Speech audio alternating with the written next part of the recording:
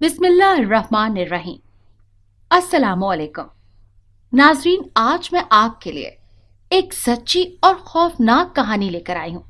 लेकिन इससे पहले कि मैं कहानी शुरू करूँ, जो लोग हमारे चैनल पर नए हैं उनसे गुजारिश है कि वो हमारे चैनल कहानी महल को सब्सक्राइब कर लें, ताकि आपको हमारी इस तरह की दिलचस्प कहानियां बर वक्त मिलती रहें।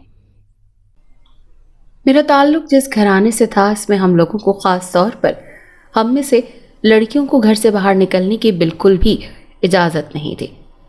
मेरे वालिद मोहतरम एक मस्जिद में इमामत के फ़राइज़ सर अंजाम देते थे, लेकिन वक्त की चक्की कुछ इस अंदाज में चलती थी कि इस पेशे से बमुश्किल ही घर का दारोमदार चल रहा था।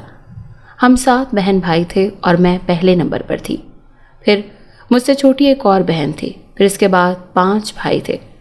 दिलावर भाइयों में बड़ा था और अब्बा जी के साथ मस्जिद जाया करता था और वो मुस्तकबिल का मुल्ला बनने वाला था। फिर अशफाक था जो कि 10वीं में पढ़ता था। इसके बाद इश्तियाक था जो कि 9वीं जमात में पढ़ता था। सबसे छोटा खुर्रम था जो अभी 7वीं में था। लड़कियों को पढ़ाने का कुछ ख़ास रवाज नहीं था, इसीलिए ना तो मैंने और ना ही दूसरी बहन ने कुछ पढ़ा था। मैं इसीलिए अपनी वालिदा के साथ घर के कामों में ही हर वक्त मसरूफ़ रहती थी। मैं बहन भाइयों में पहले नंबर पर थी और इस वक्त उम्र की 25वें साल में कदम रख चुकी थी। लेकिन शदीद गुर्बत की वजह से अभी तक कहीं शादी के बारे में कोई भी ख्याल नहीं आया था। यही वजह थी कि आसपास में बसने वाले हमसायों में मेरी कुछ सहेलियां भी थीं, जिनकी शादियां काफ़ी देर पहले हो चुकी थीं और अब वो औलाद वालियां भी हो चुकी थीं। लेकिन इनमें से भी एक फैमिली ऐसी थी जिन्होंने दौलत की फरावानी के बावजूद भी अभी तक औलाद, ख़ासतौर पर बेटियों की शादियों के बारे में कुछ नहीं सोचा था। अब उसकी शादी में सबसे ज़्यादा रुकावट उसके वालिद थे, जो अपनी इस बेटी को कोई मोहरा समझते थे और उस दौलत की पुजारन समझते हुए उससे मुख्तलिफ काम करवाते थे। मेरी उस सहेली में सबसे बड़ी खासियत ये थी कि उसके सारे ख्वाब सच्चे होते थे। वो जो भी ख्वाब देखती थी वो अगले दिन या फिर कुछ दिनों बाद बिल्कुल सच साबित हो जाता था। मेरी इस सहेली के सारे ख्वाब बकौल उसके सच्चे होते थे। यही वजह थी कि उनके घर में लोगों का आना जाना शुरू हो चुका था। लोग अपने ख्वाबों की ताबीर को सुनने के लिए उसके घर जाते थे। जब पानी नहीं है तो मैं और क्या करूंगी? मैंने कहा नीचे भाभी से कम पूछे तो सही कि इतनी जल्दी पानी खत्म क्यों हो जाता है भाई। इरम मेरी सहेली बड़ी समझदार थी, लेकिन उसके वालिद की खुदगर्जी ने हमेशा से उसके ख्वाबों की तकमील में रखना डालने की कोशिश की थी। वो कभी कभार अपने दुख दर्द मुझसे सुनाने के लिए हमारे घर आ जाया करती थी। हमारा घर गांव की मस्जिद के ऊपर बना हुआ था। घर भी क्या था, एक बोसीदा सा कमरा था जिसकी छत भी कच्ची थी और ज़रा सी बारिश आने पर टपकने लगती थी। एक दफ़ा इरम मुझसे मिलने के लिए आई तो बारिश शुरू हो गई। जैसे ही वो हमारे घर में बैठी तो छत टपकने लग गई। वो बेचारी भीगे कपड़ों के साथ ही अपने घर वापस गई। कुछ दिनों के बाद बड़ी ही मुश्किल से अब्बा से इजाज़त लेकर मैं उनकी तरफ गई तो पता चला कि इरम तो एक किस्म की पीरनी बन चुकी थी। वो लोगों के ख्वाब देखकर उनकी ताबीर बताती थी। लोग जो दर जो उसके घर में दाखिल होते थे। यही वजह थी कि उसके इस कारोबार की वजह से उसके घर के हालात बहुत बेहतरीन हो गए थे। उस लम्हे मेरे भी जहन में ये बात आई कि काश कुछ ऐसा सब हमारे साथ भी बन जाए ताकि हमारे हालात भी बेहतर हो जाएं। मैं कुछ देर वहाँ बैठी रही, लेकिन दिल में अजीब सा कुछ बोझ था। मैं बड़े ही बुझे दिल के साथ वहाँ से उठकर आ गई। जैसे ही मैं उनके घर से निकली तेज़ धूप लगी हुई थी, लेकिन एकदम से मैं जिस रास्ते पर चल रही थी उस पर सायादार बादल आ गए और चारों तरफ से हवाओं ने मुझे घेर लिया। ये ज़रूरत हाल मेरे लिए बड़ी ही अजीब थी, क्योंकि शदीद गर्मी के दिन थे और कहीं भी बादलों का नामो निशान नहीं था। फिर ये सब कैसे? मेरे जहन में कई सवालात ने जन्म ले लिया, लेकिन मैं इसके बावजूद चलती गई। और सच्ची बात तो ये थी कि मैं जिस तरफ भी जा रही थी बादल उस तरफ चलना शुरू हो जाते थे। ये सिलसिला मेरे घर तक जारी रहा। मैं जब घर में दाखिल हुई तो कुछ मेहमान भी आए हुए थे, और ये हकीकत है कि मेहमान अल्लाह की रहमत होते हैं, लेकिन गरीबों के घर में ये रहमत जहमत बनकर नाजिल होती है। मेहमानों के जाने के बाद हम सब फाके के साथ ही सो गए, क्योंकि खाने को कुछ बचा ही नहीं था। जैसे ही मैं चारपाई पर लेटी, मेरा दिल किया कि अपने से छोटी 1 साल बहन को सब कुछ बताऊं, जो कुछ मैंने इरम के घर देखा और वो भी जो कुछ रास्ते में मेरे साथ हुआ। लेकिन मैं फिर खामोशी से करवट बदल कर लेट गई। नींद तो आंखों से कोसों दूर थी, क्योंकि एक तो पेट खाली था और दूसरा ये कि इरम के घर की शान और शौकत और अपनी गुर्बत की वजह से मैं पूरी रात आंसुओं से रोती रही। सुबह फजर के वक्त अम्मा ने हम सबको जगाया क्योंकि यही हमारे घर का कानून था।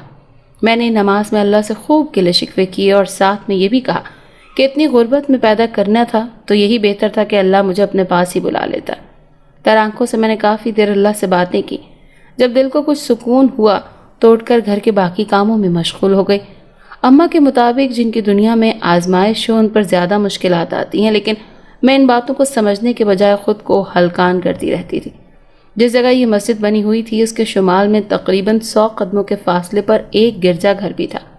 वो हमारी इस मस्जिद की तामीर से बहुत पहले का बना हुआ था, इसीलिए इसे कोई कभी भी गिराने की बात करता तो ईसाई सारे बिफर कर एक साथ खड़े हो जाते कि हमने इस इबादतगाह को कभी भी गिरने नहीं देना।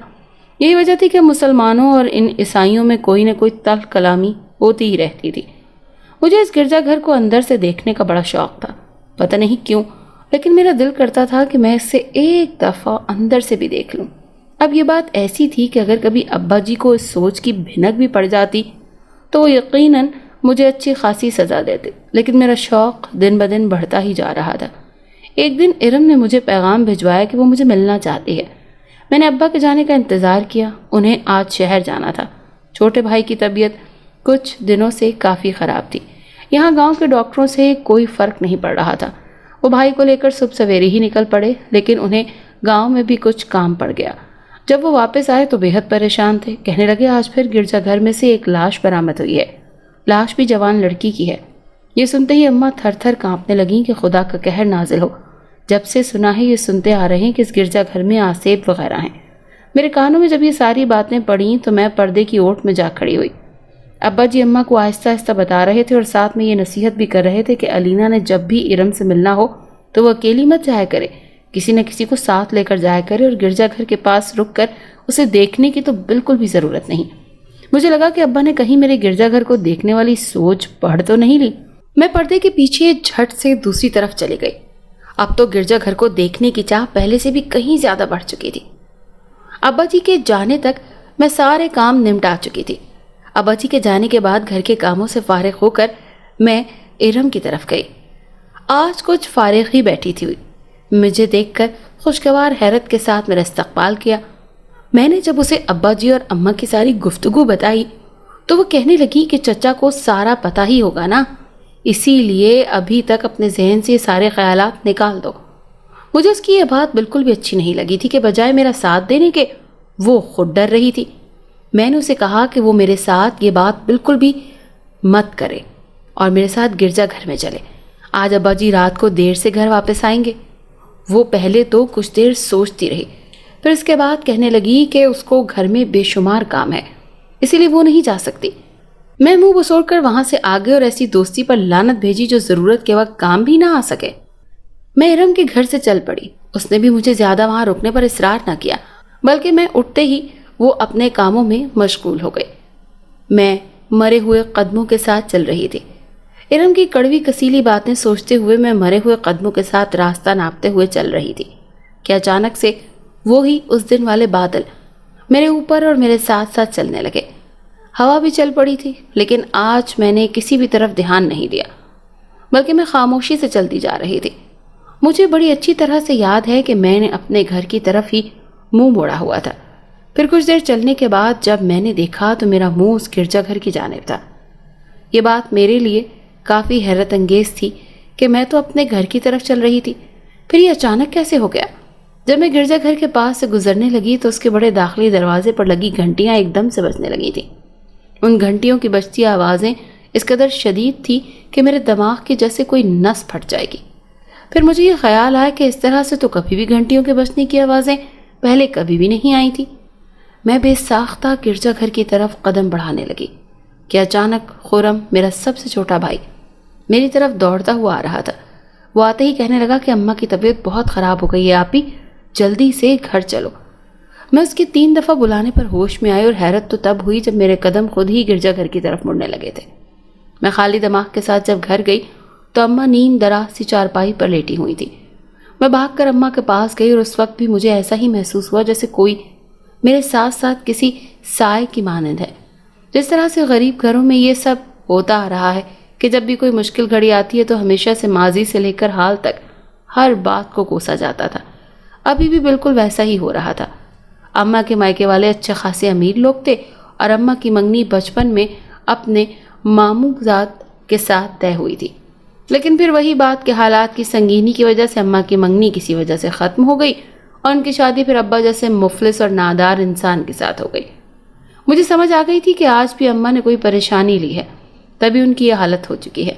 मैंने अम्मा को बड़ी ही मुश्किल से चुप करवाया और उनको नींद की गोली दे दी ताकि वो कुछ देर सुकून करें। और फिर मैंने खुर्रम से पूछा तो उसने बताया कि मामू का फ़ोन आया था। वो कह रहे थे कि उन्होंने अपने बेटे का रिश्ता बड़े ही अमीर घर में कर दिया है। तब से लेकर अब तक अम्मा की तबीयत बेहद ख़राब हो गई है। मैं अपना सर पकड़ कर बैठ गई कि मेरी भोली भाली माँ ने क्यों अपने खुदगर्ज भाइयों से ऐसी कोई उम्मीद लगा रखी थी। बेसाख्ता भी मेरी आंखों में आंसू आ गए। जब मैं रो रही थी तो मुझे ऐसा लगा जैसे कोई मेरे साथ साथ हल्की आवाज़ में रो रहा है। मैंने अपने आसपास देखा तो मुझे लगा कि शायद खुर्रम ने मुझे रोते हुए देख लिया है तो वो रोता जा रहा है, लेकिन वो तो खेल में मगन हो गया था। फिर से रोने की आवाज़ें आने लगीं। लेकिन ये क्या, मैं तो इस वक्त चुप थी, फिर ये आवाज़ें कैसी? मैं खौफजदा तो हुई, लेकिन फिर मैंने अम्मा की तरफ ध्यान दिया और ख़ुद को इधर उधर के ख्यालों से निकालने में कामयाब हो गई। काफ़ी देर के बाद अम्मा जागी। अब वो मुकम्मल तौर पर खामोश थी। अब की दफ़ा उन्होंने भी बात नहीं की थी। मैं रात के खाने की तैयारी करने लगी जब ही दरवाजे को कोई बहुत ज़ोर से पीटने लगा। मैं बावर्ची खाने से ही खुर्रम को आवाज़ें देने लगी, लेकिन शायद वो कहीं सोया हुआ था, इसीलिए मैं खुद ही दरवाजे पर गई। लेकिन दरवाज़ा खोलने पर पता चला कि वहाँ तो कोई भी नहीं था। मैंने दरवाज़ा बंद कर दिया। जैसे ही मेरे कदम अंदर की तरफ मुड़ने लगे तो दरवाज़ा एक दफ़ा फिर से कोई ज़ोर ज़ोर से पीटने लगा था। अब की दफ़ा जैसे ही दरवाजे की जानिब गई तो मुझे वाज़े महसूस हुआ जैसे कोई मेरी आंखों के सामने धुएं के मरगूले की मानंद उड़कर दूसरी तरफ चला गया हो। मेरी तो जान ही निकल गई कि ये सब क्या हो रहा है। मैंने दरवाजे को ज़ोर से बंद कर दिया। अम्मा के पूछने पर बताया कि कोई सवाली था। ये बात सुनते ही वो फिर से शुरू हो गई कि इस गरीब घर में है ही क्या खाने पीने को जो हम लोगों में बांटते फिरें। कितनी ही दफ़ा तुम्हारे बाप को कहा है कि ये काम छोड़कर कोई ढंग का काम कर लो, लेकिन उस पर तो जूं तक नहीं रेंगती। वो न जाने कितनी ही देर बोलती रही थी। मैं खामोशी से सुनती रही और अपने साथ होने वाले उन चंद दिनों के वाक़यात के बारे में सोचने लगी थी कि आखिर ये सब मेरे साथ क्या हो रहा है। शाम गए अब्बा लौट आए और आकर कहने लगे कि दिलावर की तबीयत जल्द ही ठीक हो जाएगी। शहर के डॉक्टर को दिखाया है, जल्दी ठीक हो जाएगा। पहले मेरा दिल किया कि मैं अब्बा से ही कुछ बात शेयर कर लूँ, लेकिन फिर ये सोच कर के वो बेचारे अपने ही बखेड़ों में पड़े रहते हैं, मेरी बात सुनकर वो मज़ीद परेशान हो जाएंगे। हमारे गांव में एक ही मस्जिद है और कहते हैं कि जब पाकिस्तान अलग हुआ था तो उस वक्त इस मस्जिद की जगह पर कोई हिंदू मंदिर भी था और उसी वक्त ये गिरजाघर भी तामीर किया गया था। मैं अक्सर सोचती थी कि लोग यहाँ साल हा साल से रह रहे हैं, लेकिन कभी भी ऐसा कोई वाक़या उनके साथ रूनुमा नहीं हुआ था जैसा कि मेरे साथ आजकल हो रहा था। ये बात सोचते सोचते मैं नींद की वादियों में खो गई। अगले 2 दिन के बाद साथ वाले गांव में हमारे कुछ रिश्तेदार रहते थे, उनके यहाँ फौतगी हो गई थी। अम्मी अब्बा को वहाँ जाना पड़ गया। मैं और खुर्रम घर में अकेले थे। दिलावर अब्बा की गैर मौजूदगी में अजान दिया करता था और जो बच्चे सिपारा पढ़ने आते थे उनको पढ़ाया करता था। अम्मी बता गई थी कि उन्हें वापस आने में कुछ देर हो जाएगी, इसीलिए परेशान होने की कोई ज़रूरत नहीं। खुर्रम अपना स्कूल का कोई सबक याद कर रहा था, जबकि मैंने अम्मा के दुपट्टे पे बड़े ही दिनों से कोई पढ़ाई शुरू की हुई थी, इसीलिए मुकम्मल करने की कोशिश कर रही थी। खुर्रम ने कहा कि आप ही मेरा ये सबक तो सुन लो। मैं उसकी किताब पकड़कर सुनने लगी तो फ्रेम आई तरफ रख दिया। मैंने उसका सबक सुनने में महज आधा घंटा ही लगाया होगा। जब मैंने फ्रेम दोबारा पकड़ने की कोशिश की तो मैं ये देखकर हैरान रह गई कि उस पर एक तरफ काफ़ी सारे फूल बने हुए थे। मुझे लगा कि ये शायद मैंने ही बनाए हैं, लेकिन जब दिमाग पर जोर दिया तो पता चला कि ये तो अभी मैंने कल रात को ही शुरू किया था। इतनी जल्दी कैसे इस पर इतने सारे फूल बन सकते हैं? मैं इस बात को सोचते हुए सर सैयद गई और मैंने फ्रेम दौड़कर फेंक दिया। जैसे ही मैंने फ्रेम दूर फेंका तो मैंने साफ सुना कि इसमें कोई रोने की आवाज़ें आ रही हैं। मेरे लिए ये सब बर्दाश्त करना बड़ा ही मुश्किल होता जा रहा था।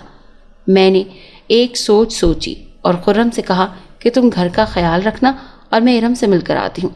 मैंने सोचा कि मैं इससे सारी बात करूँगी ताकि मेरे दिल का कुछ तो बोझ हल्का हो और साथ ही वो ज़रूर इस मसले का कोई न कोई हल भी निकालेगी। मैं बड़ी सी चादर लेकर घर से निकली और घर से निकलने से पहले वो अम्मा का दुपट्टा भी मैंने एक शॉपर में साथ डाल लिया ताकि उसे दिखा सकूं कि ये देखो इस पर हुआ क्या है। میں گھر سے باہر نکلی تو میں نے ابا کی بات کو ذہن میں رکھتے ہوئے گرجا گھر سے مخالف سمت میں جانے کا سوچا۔ جیسے ہی میں مخالف سمت میں ہوئی مجھے ایسے لگا جیسے گرجا گھر کے پاس موجود درختوں کی اوٹ سے کسی کے رونے کی ہلکی ہلکی آوازیں آ رہی ہیں۔ میں نے سر کو زور سے جھٹکا دیا کہ ایسے خیالات کو ذہن سے نکال سکوں، لیکن جیسے جیسے میں ان درختوں کے پاس جا رہی تھی آواز پہلے سے زیادہ تیز ہوتی جا رہی تھی۔ میں حیران ہوئی اور ٹھہر گئی، کیونکہ میں تو گرجا گھر سے مخالف سمت میں چل رہی تھی نا، پھر میں اس طرف کیسے آ گئی؟ یہ بات مجھے پریشان کرنے لگی، لیکن میں چلتی ہی گئی۔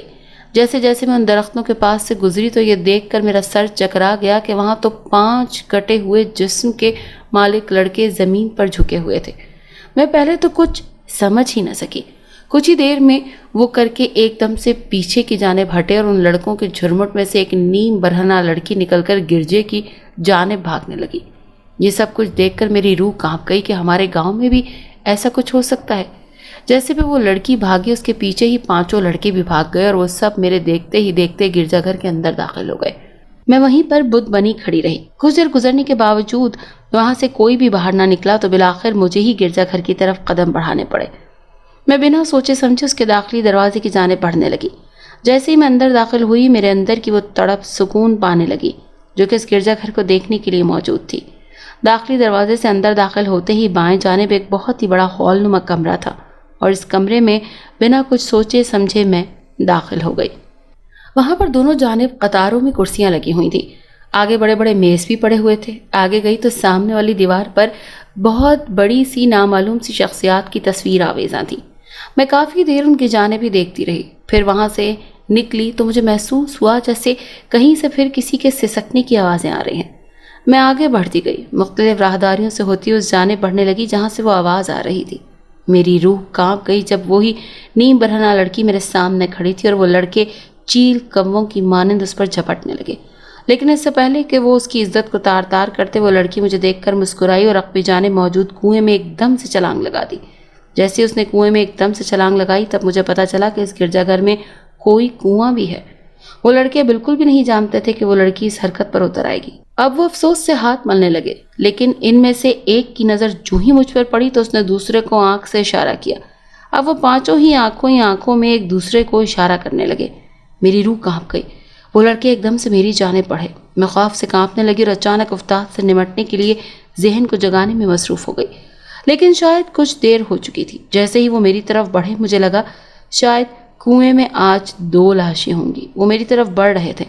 میں اس قدر خوفزدہ ہو گئی تھی کہ میں کچھ پڑھنا بھی بھول گئی۔ وہ میری طرف بڑھ رہے تھے اور میں شدید خوفزدہ تھی۔ کبوتر کی مانند میں نے اپنی آنکھیں موند لی تھی۔ جیسے ہی بلی اس کی مانند بڑھتی ہے تو وہ اپنی آنکھیں خود ہی بند کر لیتی ہے، میں نے بھی اس وقت حالات کو دیکھتے ہوئے آنکھیں بند کر لیں۔ مجھے نہیں پتا کیا ہوا، وہ میری جانب بڑھ رہے تھے یا کیا ہوا، لیکن مجھے کچھ بھی سمجھ نہیں آ رہی تھی۔ بہت دیر گزر گئی۔ میرے سامنے ایک سایہ تھا جسے میں صرف محسوس کر سکتی تھی۔ میں نے جیسے ہی آنکھیں کھولی وہ 5 لڑکے ایک ایک کر کے کنویں میں گر گئے تھے۔ ان کی دل خراش چیخیں نکل رہی تھیں۔ میں یہ سارا کچھ اپنی آنکھوں سے دیکھ رہی تھی۔ وہ ایک ایک کر کے اس کنویں میں گرتے جا رہے تھے۔ جب 4 لڑکے کنویں میں گر گئے تو 5 نے ہاتھ جوڑنے شروع کر دیے۔ وہ جس سمت میں ہاتھ جوڑ رہا تھا میں اس کی طرف دیکھا۔ جیسے ہی میری نظر اس طرف پڑی تو میرا اوپر کا سانس اوپر اور نیچے کا نیچے رہ گیا۔ وہ تڑپ تڑپ کر رو رہا تھا لیکن اس سائے نے کوئی بھی معافی نہ دی اور وہ 5 لڑکے بھی ایک دم سے کنویں میں گر گئے۔ میں نے منہ پر ہاتھ رکھ دیا کیونکہ یہ سارے مناظر میرے لیے ناقابل برداشت تھے۔ میں یہی سوچ رہی تھی کہ یہ سب کیا ہو رہا ہے۔ اس سائے نے میرے گرد گھیرا تنگ کر دیا۔ مجھے کچھ بھی سمجھ نہیں آ رہی تھی کہ یہ سب کیا ہو رہا ہے۔ وہ گھیراؤ اس قدر تنگ تھا کہ مجھے میرا دم گھٹنے لگا۔ میں نے اپنے گلے کے گرد ایک تنگ دائرہ محسوس کیا۔ میں نے چیخنے کی ناکام کوشش کی لیکن سب کچھ بیکار ہی گیا۔ وہ سایہ میرے بہت ہی قریب آ گیا اور مجھے ایک ہاتھ کے اشارے سے دوسری طرف موڑ کر لے گیا۔ میں نہ چاہتے ہوئے بھی دوسری طرف مڑنے لگی اور انجانی سمت میں چلنے لگی۔ جب سے میں دبے قدموں چل رہی تھی تو وہی سایہ میرے بالکل سامنے آ گیا اور اس نے بلند آواز میں میرا نام پکارا۔ میں کچھ بھی نہ سمجھتے اس کی جانب دیکھ رہی تھی۔ وہ مجھے بار بار پکار رہا تھا، نہ صرف مجھے بلکہ میرے ابا کا نام بھی لے رہا تھا۔ میں اس کے بتائے ہوئے راستے کی جانب چل رہی تھی، یہ بھی نہ سمجھتے ہوئے کہ میں کس طرف جا رہی ہوں۔ جس طرف میں رہی تھی وہ گرجا گھر کی پیچھے کی جگہ تھی جہاں پر بہت بڑا سا قبرستان تھا۔ میں نے وہاں پر قدم رکھا ہی تھا کہ بہت سارے سائے نکل نکل کر ہر سمت سے میری طرف آنے لگے۔ میں خوف سے چیخنے لگی۔ وہ سایہ جو مجھے ان لڑکوں سے بچا کر لایا تھا وہ میری طرف بڑھنے لگا۔ بڑھتے بڑھتے وہ ایک جنزادے میں تبدیل ہو گیا۔ وہ کہانیوں والے جنات سے مکمل طور پر مختلف تھا۔ وہ ایک خوبصورت جنزادہ تھا۔ میں کچھ دیر کھڑی مبہوت سی اسے دیکھتی رہی۔ وہ میری طرف بڑھتے بڑھتے رک گیا اور پھر مجھے ایک دوسری طرف بڑھنے کا اشارہ کیا۔ میں حیران تھی کہ میں ایک انجان مخلوق کے کہنے پر آخر کس طرح سے بڑھتی جا رہی تھی۔ قبرستان میں موجود ایک نہایت ہی بوسیدہ قبر کے پاس جا کر میں رک گئی، کیونکہ مجھے یہی اشارہ کیا گیا تھا۔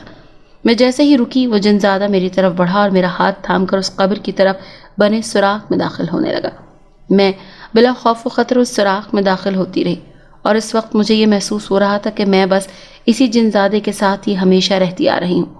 میرے والدین، بہن بھائیوں یا پھر کسی بھی انسانی مخلوق سے کبھی کوئی میرا تعلق نہ رہا۔ یہ بات میرے لیے بالکل بھی حیران کن نہیں تھی، کیونکہ میری یادداشت نے کام کرنا مکمل طور پر چھوڑ دیا تھا۔ میں جیسے اس سوراخ میں داخل ہوئی تو تیز قدموں کے ساتھ چلنے لگی تھی، اور میں یہ بات پورے یقین کے ساتھ کہہ سکتی ہوں کہ میرے قدموں کی رفتار کسی انجانی قوت کی وجہ سے ہی اتنی تیز تھی، ورنہ میں خود شاید کبھی بھی اتنا تیز نہیں بھاگ سکتی تھی۔ نہ جانے کتنی ہی دیر میں چلتی رہی۔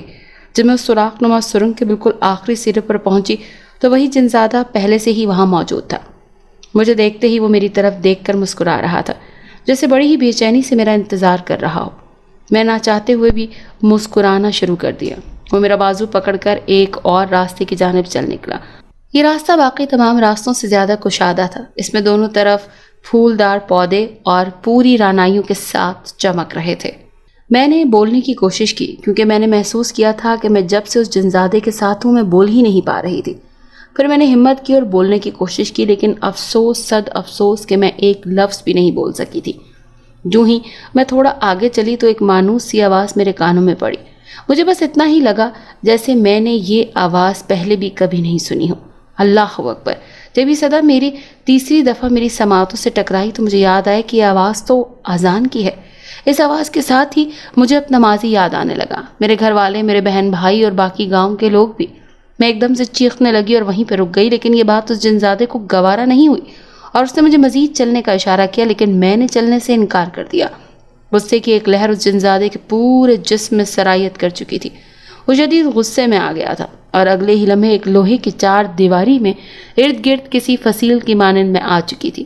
میں رونے لگی، چیخنے لگی، لیکن کچھ حاصل نہیں تھا۔ میں اس جنزادے کے مکمل قبضے میں تھی اور مجھے اس حالت میں دیکھ کر خوب کہہ لگا رہا تھا، مجھے یہاں سے جانے دو، میں نے تمہارا کیا بگاڑا ہے؟ میں اس کے سامنے ہاتھ جوڑ کر رو رو کر معافیاں مانگ رہی تھی۔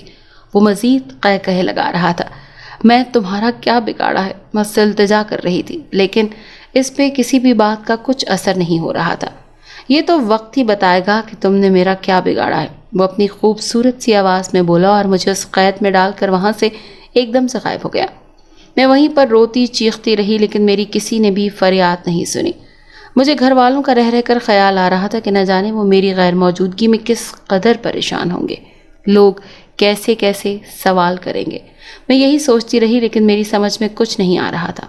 امی ابا جیسے ہی گھر میں داخل ہوئے تو میری غیر موجودگی انہیں بے حد پریشان کر گئی، کیونکہ انہوں نے مجھے بہت سختی سے منع کیا تھا کہ کہیں بھی باہر نہیں جانا، اور اب یہ سب ہو گیا۔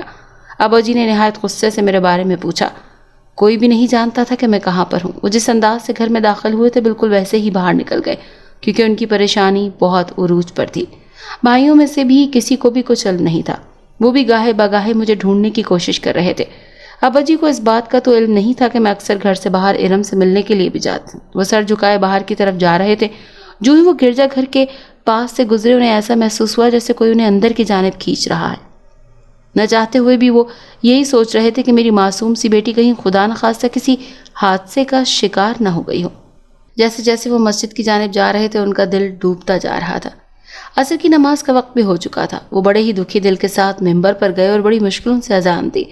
نماز جیسے ہی انہوں نے پڑھی، دوبارہ سے مسجد سے نکل کر گرجا گھر کے راستے میں لگے دونوں اطراف کے درختوں کے نیچے جا بیٹھے۔ ابھی بیٹھے ہی تھے کہ ایک سایہ ان کے ارد گرد منڈلانے لگا۔ پھر اس سائے نے ایک طرف اشارہ کیا اور ابا جی اٹھ کر چلنے لگے، جیسے کوئی انجانی سی طاقت انہیں اس بات پر مجبور کر رہی ہو کہ وہ اس طرف چلیں۔ وہ جس جگہ سے اپنی اولاد کو بچاتے آ رہے تھے وہ آج خود اسی سمت چلتے جا رہے تھے۔ بالکل اسی طرح سے گرجا گھر کے اس ہال نما کمرے میں داخل ہوئے، پھر اس کے اس کمرے کو عبور کرتے ہوئے وہ آگے بنی راہداریوں میں چلنے لگے۔ चलते चलते अचानक पांव फिसला और आगे बनी कुर्सियों की चार दीवारी के पास जा गिरे। उनके गिरते ही हर तरफ कह कहे गूंज उठे। अब्बा जी ने चारों तरफ देखा लेकिन उनकी कुछ समझ में नहीं आ रहा था। वो कहकों की आवाज़ों को अपने अंदर महसूस कर रहे थे और कुछ कुछ खौफजदा भी हो रहे थे। अभी उनको मुकम्मल तौर पर संभलने का मौका भी न मिला था कि धुएं के मरकूले से उनकी आंखें बंद होने लगी। वो आंखों को दोनों हाथों से रगड़ रगड़ कर साफ करने लगे थे, लेकिन बेसूद बेतहाशा पानी उनकी आंखों में जारी हो गया। एक साया अब्बू जी के पास आकर रुका और पूछने लगा, क्यों मुल्ला, कुछ याद आया या फिर मैं याद कराऊं? अब्बा जी ने चारों तरफ देखा और उस साय का ताक़ुब करने लगे, लेकिन कुछ समझ में नहीं आ रहा था।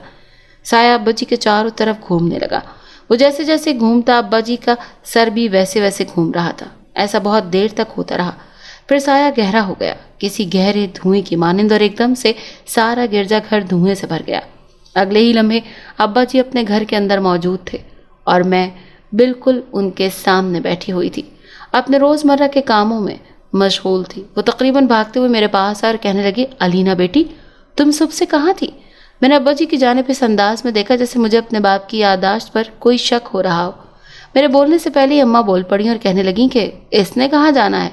गए तो हम थे और हम लोग एक फौदगी में गए हुए थे। ये तो बाकी बहन भाइयों के साथ घर में ही थी। अब्बा जी ने अम्मा की ये बात सुनी तो अपना सर पकड़कर बैठ गए और कहने लगे कि ये गिरजाघर में नहीं गई थी। बताओ, ये वहीं गई थी। अरे कुछ तो सोच समझ कर बोला करो, क्या ज़रूरत पड़ी है इसे ईसाइयों के गिरजों में जाने की? ये अपने घर में मौजूद थी, कहीं नहीं गई। इसीलिए अब आप भी मज़ीद परेशान मत हों और जाएं अपना काम करें। अब्बा जी खामोशी से मेरी तरफ देख रहे थे, जैसे मेरे चेहरे पर कुछ खोज रहे हों, लेकिन जब वो मुकम्मल तौर पर नाकाम हो चुके तो फिर बेबसी के आलम में अपने काम में मशगूल हो गए। मैंने भी घर के कामकाज निपटाए और बुरी तरह से थक हार कर बिस्तर पर जा पड़ी। मेरे जहन में आज सारी बातें आ रही थीं जो अब्बा जी ने की थी, और मैं ये सोच रही थी कि अब्बा जी को क्या हो गया है, वो क्यों इस तरह सोच रहे हैं। खैर, मैंने सर को झटका, तमाम ख्यालात को जहन से निकाला और फिर सोने के लिए लेट गई। मैं गहरी नींद में थी जब कमरे की बैरूनी खिड़की के दोनों पट पूरी ताकत के साथ खुल गए। मेरी नींद शुरू से ही बहुत कच्ची थी। दोनों पट खुलने की आवाज़ इस कदर तेज़ थी कि मैं बुरी तरह से कांपने लगी। अपने साथ वाली चारपाई पर सोई हुई छोटी बहन को देखा जो मज़े से सो रही थी। उससे अगली चारपाई पर अम्मा नीम व आंखों से सो रही थी और उससे आगे दिलावर, खुर्रम, अशफाक, इश्तियाक मज़े लेकर सो रहे थे। अब्बा जी हमेशा से अलग कमरे में सोते थे क्योंकि उन्हें रात गए तो कोई मुतालिया करना होता था, इसलिए वो अलग कमरे में ही रहते थे। जैसे ही खिड़की के पट खुले मैं उस खिड़की की जानिब बगौर देख रही थी, लेकिन जब काफ़ी देर उसकी जानिब देखती हुई कुछ भी नज़र ना आया तो मैंने उठकर खिड़की बंद करने का सोचा। चारपाई से नीचे पाँव उतारने लगी। जैसे ही मैं खिड़की के पास गई तो मेरा सर खुद ब खुद ही घूमकर खिड़की से बाहर की जानिब लटक गया। मैंने जैसे ही उसे अंदर करने की कोशिश की, मैं नाकाम रही। खिड़की से बाहर के मनाजिर मेरे दिल को बुरी तरह से अपनी गिरफ्त में ले चुके थे। बाहर कोई अनजानी सी मखलूक उछल कूद कर रही थी। जैसे ही उनकी नज़र मुझ पर पड़ी तो मैंने अपने जिस्म में कुछ दाखिल होता हुआ महसूस पाया। पहले तो मैं घबराई, लेकिन फिर खुद को संभालती हुई इस मखलूक की जानिब देखने लगी। वो मुझे देख देख कर मुस्कुरा रही थी। मैंने भी उनकी जानिब देखते हुए मुस्कुराना शुरू कर दिया। शायद ये ही वो लम्हा था जब मेरा सब कुछ ख़त्म हो चुका था। मेरे अंदर की दुनिया किसी अनजानी राह पर चल पड़ी थी। मैं वापस चारपाई पर आकर लेट गई क्योंकि खिड़की के उस पार अब भी कुछ भी नहीं था। मैं चारपाई पर आकर लेट गई, लेकिन कुछ ही देर बाद मैं उठी और उन 2 कमरों वाले घर में मौजूद दूसरे कमरे की जानिब चल पड़ी जहां अब्बा जी किसी इबादत में मसरूफ़ थे। मुझे देखते ही चौंक गए और कहने लगे कि तुम यहाँ इस वक्त क्या कर रही हो? कलीसा की कसम, मैं यहाँ पे अपनी किताब ढूंढने आई हूँ। मुझे बाइबल पढ़नी है। ये कोई आम सी बात नहीं थी, ख़ास तौर पर एक मुसलमान ख़ानदान के लिए जहाँ नमाज और कुरान पाक की तिलावत की इस कदर पाबंदी की जाए। अब्बा जी ने जैसे ही अल्फाज मेरे मुंह से सुने वो मेरी तरफ लपके और कहने लगे, शायद तुम नींद में हो इसीलिए ऐसी फजूल बातें कर रही हो। अलीना, चली जाओ अपने कमरे में, मुझे भी कुछ बहुत ज़रूरी काम करना है। लेकिन मैं कहाँ सुनने वाली थी। अब्बा की बातों को मुकम्मल तौर पर झुटलाते हुए उनकी छोटी सी मेज़ की जानिब बढ़ी जहाँ पर मुख्तलिफ किताबें बड़ी ही सलीके से रखी गई थी। मैंने उन सारी किताबों को देखा और उनमें से एक बाइबल उठाकर पढ़ने लगी। मैं उस किताब को इस अंदाज से रवानी से पढ़ रही थी जैसे मुझे ये किताब बचपन से पढ़ाई गई हो। अब्बा जी ने मेरे हाथ से वो किताब लेने की भरपूर कोशिश की, लेकिन मैंने एक ही जुस्त में उस कमरे से बाहर की तरफ जाने वाली राह अपना ली। मैं अपने कमरे में आ चुकी थी। अब्बा जी ने भी मेरे पीछे आने की कोशिश की थी, लेकिन जैसे ही वो हमारे कमरे की जानिब बढ़े दरवाज़ा पूरी शिद्दत से बंद हो चुका था। وہ کافی دیر وہیں پر کھڑے رہے، مجھے آوازیں دیتے رہے اور جب بری طرح ناکام ہو گئے تو واپس لوٹ گئے۔ میں نے اس کتاب کو کھولا، بڑی عقیدت سے اسے اپنی آنکھوں سے لگایا اور پھر اسے پڑھنے لگی، جیسے میں یہ کتاب پیدائش سے لے کر اب تک پڑھتی آ رہی ہوں۔ تقریباً صبح تک میں وہ کتاب پڑھتی رہی۔ جیسے ہی فجر کی اذانیں ہوئیں میں چادر تان کر سو گئی۔ آج اماں کے بار بار اٹھانے کے باوجود میں نہ اٹھی۔ پھر ابا جی نے بھی کوشش کی لیکن بے سود۔ میں اپنی مرضی سے اٹھی اور ایک دم سے پورے گھر میں چہل پہل نظر آئی۔ معلوم ہوا کہ آج تو اتوار ہے۔ میں نے اماں سے کہا کہ میں گرجا گھر جا رہی ہوں عبادت کے لیے۔ اماں سینے پہ دوہتڑ مار کر رونے لگیں کہ ہائے ہائے یہ کیا اول فول بک رہی ہے۔ اشفاق بھاگ کر مسجد کی طرف گیا جہاں ابا جی نمازیوں سے بات چیت میں مشغول تھے۔ اشفاق کی جانب دیکھا تو اپنی چھٹی حص کی بتائی ہوئی پیش گوئی کے مطابق اسے وہیں پہ رہنے کا اشارہ کیا۔ خود تیزی سے وہاں سے اٹھے اور اشفاق کی بات سنے بنا ہی گھر کی جانب تقریباً دوڑتے چلے آئے۔ اماں کی حالت دیکھتے ہوئے کچھ پریشان تو ہوئے لیکن پھر ان کو معلوم تھا کہ میں اس وقت کہاں ہوں گی۔ وہ اسی طرف چل پڑے۔ جیسے وہ گرجا گھر کی جانب بڑھے ان کے داخلی دروازے سے اندر داخل ہوتے ہی دروازہ زور سے بند ہو چکا تھا۔ ابا جی چلتے چلے جا رہے تھے۔ پورے گرجا گھر میں ہو کا عالم تھا۔ چلتے چلتے ان کی نظر بڑے ہال میں ایک بینچ پر پڑی جہاں میں بیٹھی پورے انہماک کے ساتھ کچھ پڑھنے میں مصروف تھی۔ مجھے دیکھتے ہی میں اپنی جگہ سے اٹھی اور آہستہ آہستہ اوپر کی طرف اٹھنے لگی۔ ابا جی نے دونوں ہاتھ منہ پر رکھ لیے اور کہنے لگے کہ جو کوئی بھی ہو میری معصوم بیٹی کو چھوڑ دو۔ میری جو حالت تھی اس کے مطابق میں نے بھی چیخنا شروع کر دیا اور بار بار پکارنے لگی کہ ابا جی مجھے بچا لیں۔ زور سے قہقوں کی آواز آئی، اچھا تو چھوڑ دیں تمہاری اس معصوم بیٹی کو۔ آواز اس قدر بھیانک تھی کہ میری سانس نے سانس لینے سے انکار کر دیا۔ ابا جی اپنے دونوں ہاتھ جوڑ چکے تھے لیکن لگتا تھا کہ دوسری جانب کسی بھی قسم کا کوئی اثر ہونے والا نہیں تھا۔ تم لوگ ہم سے کیا چاہتے ہو؟ کون ہو تم لوگ؟ ابا جی نے بار بار ایک ہی سوال کو دہرایا لیکن آگے سے کوئی بھی جواب نہ ملا۔ میں بدستور ہوا میں معلق تھی اور وہاں پر مسلسل رہنے کی وجہ سے میرا انگ انگ درد سے بوجھل ہو رہا تھا۔ ہم بتاتے ہیں کہ ہم لوگ کون ہیں اور تم سے کیا چاہتے ہیں؟ یاد کرو تم نے کہا تھا نا اس ملک پاکستان میں آئے تھے۔ بھیانک آواز میں سوال کیا گیا۔ میں تو یہیں پہ رہنے والا تھا۔ ہاں البتہ میرے باپ دادا ہندوستان کے رہنے والے تھے اور ہم لوگ ہجرت کر کے یہاں آئے تھے۔ ابا جی نے کچھ ہمت جمع کر کے بات کی۔ ہندوستان میں تمہارے دادا کا مذہب عیسائیت تھا، پھر تمہارے باپ کا بھی یہی مذہب تھا۔ انہوں نے عیسائیت کی بڑی خدمت کی تھی، وہ ہر طرح سے تعاون کرتے تھے۔ انہوں نے اس دور میں بے شمار یتیموں اور مسکین بچوں کی پرورش کرتے ہوئے انہیں عیسائی بنایا تھا۔ جب یہ سب کچھ بالکل ٹھیک چل رہا تھا تو پھر تمہارے باپ نے عیسائی خاندان میں ہی تمہاری منگنی کی تھی۔ پھر تمہاری یہ ہمت کیسے ہوئی کہ تم اپنا مذہب بدل کر مسلمان ہو جاؤ؟ مکمل طور پر دھاڑتے ہوئے سوال کیا گیا۔ ابا جی نے پورے اعتماد کے ساتھ کھڑے ہو کر بات کی، کیونکہ میرے رب نے یہ چاہا کہ میں سیدھی راہ پر چلوں۔ تمہارے مذہب کی تبدیلی نے تمہاری منگیتر نے خودکشی کر لی تھی اور اس کی روح آج تک بھٹک رہی ہے اور وہ کچھ ہی عرصہ در بدر ہو گئی۔ لیکن جانتے ہو ہم لوگ کون ہیں؟ ہم لوگ عیسائی جنات ہیں۔ اس روئے زمین پر اگر کوئی بھی ہمارے مذہب کا انسان، حیوان، چرند پرند، کوئی جن یا کوئی بھی مخلوق پریشان پھرے گی تو ہم اس کا جینا حرام کر دیں گے، جیسا کہ اب تمہارا کر دیا ہے۔ دیکھو دیکھو اپنی بیٹی کی حالت تو دیکھو۔ میں نے جب یہ سب کچھ سنا تو ایک دم سے ابا جی کی جانب دیکھا جو خود کو اس وقت مجرم سمجھ رہے تھے، لیکن میں نے انہیں اشارے سے سمجھایا کہ وہ بالکل بھی پریشان نہ ہو۔ ابا جی نے اپنے دونوں ہاتھ اس سائے کی جانب موڑ دیے اور یہی کہا کہ وہ میری بیٹی کی جان بخش دیں کیونکہ اس میں اس کا کوئی بھی قصور نہیں ہے۔ ابا جی نے اپنے دونوں ہاتھ ان کے سامنے جوڑتے ہوئے، جو مجھے بالکل بھی اچھا نہیں لگ رہا تھا، لیکن جیسے ہی میں نے کچھ بولنے کی کوشش کی میری زبان اچانک سے بند ہو گئی۔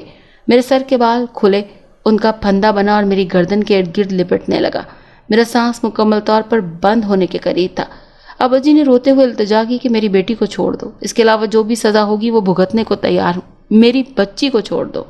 ہم اسے نہیں چھوڑ سکتے کیونکہ تمہاری اس بیٹی کو بڑا ہی شوق تھا گرجا گھر دیکھنے کا۔ تمہارے لاکھ منع کرنے کے باوجود یہ یہاں سے بہت زیادہ دفعہ گزری ہے۔ میرا بیٹا اس پہ عاشق ہو چکا ہے، وہ آج کل اس سے شادی کر لے گا۔ ارے اسی نے تو اس کو ان گنڈوں سے بھی بچایا تھا جنہوں نے اس گرجا گھر میں عرصہ دراز سے غلط کام کرنا شروع کیے ہوئے تھے۔ ہم تمہاری اس بیٹی کو کسی بھی قیمت پر نہیں چھوڑیں گے، چاہے کچھ بھی ہو جائے۔ ابا جی کے سامنے ہی میری گردن نے تیز تیز گھومنا شروع کر دیا اور اس کے گھومنے میں اس قدر تیزی تھی جیسے ابھی ٹوٹ جائے گی۔ میری بچی کو چھوڑ دو خدا کے لیے۔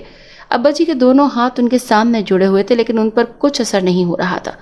یہ آئندہ کبھی بھی اس طرف نہیں آئے گی، چاہے کچھ بھی ہو جائے۔ اگر یہ دوبارہ ایسی حرکت کرے گی تو میں خود اسے یہاں چھوڑ جاؤں گا۔ ابا جی کے یہ کہنے کی دیر تھی کہ میں ایک رسی کے ساتھ بندھی گئی۔ مجھے ایسا لگا جیسے یہ میرے لیے موت کا پھندا ہے۔ میں نے ابا جی کو آخری دفعہ دیکھا، کیونکہ ایسا ہی محسوس ہو رہا تھا کہ یہ بالکل آخری ہی ملاقات ہے۔ میرے اندر ایک انہونی سی طاقت نے جنم لیا اور میں نے اونچی آواز میں سورہ اخلاص کی تلاوت شروع کر دی۔ جیسے جیسے وہ پڑھتی جا رہی تھی، سامنے موجود جنزادے کے ہاتھ پیر پھولنا شروع ہو گئے۔ ابا جی نے میری طرف دیکھا اور انہوں نے بھی ہمت جمع کر کے سورۃ جن کی تلاوت شروع کر دی۔ ہم دونوں نے اونچی آواز میں تلاوت پاک کی اور میرے گلے کے ارد گرد پڑنے والا وہ پھندا کچھ نرم پڑ گیا۔ میں نے ابا جی کی بھی ہمت بندھائی اور ان سے اشاروں میں ہی کہا کہ وہ ابھی مزید پڑھتے جائیں۔ کچھ ہی دیر گزری ہوگی کہ کچھ سائے لہراتے ہوئے میرے ارد گرد منڈلانے لگے اور ساتھ ہی پورا گرجا گھر دھوئیں سے بھر گیا۔ ہم ایک شرط پر تمہیں یہاں سے جانے کی اجازت دے سکتے ہیں، اس جنزادے نے گرج کر کہا۔ وہ کیا؟ ابا جی نے پوچھا۔ وہ یہ کہ تم لوگ یہ گاؤں چھوڑ کر ہمیشہ کے لیے یہاں سے چلے جاؤ، ورنہ پھر وہی کچھ ہوگا جو ابھی ہو رہا ہے۔ نہیں نہیں، ہم یہ گاؤں چھوڑ کر چلے جائیں گے، ابا جی نے منت کرتے ہوئے کہا۔ بس میری بچی کو چھوڑ دو۔ اگلے ہی لمحے میں اور ابا جی گرجا گھر سے باہر کی طرف جا رہے تھے۔ بڑی خاموشی سے سارا سفر طے کیا، شاید زندگی کے بہت بڑے سبق کو یاد کرتے ہوئے اپنی اگلی منزل کی طرف رواں دواں تھے۔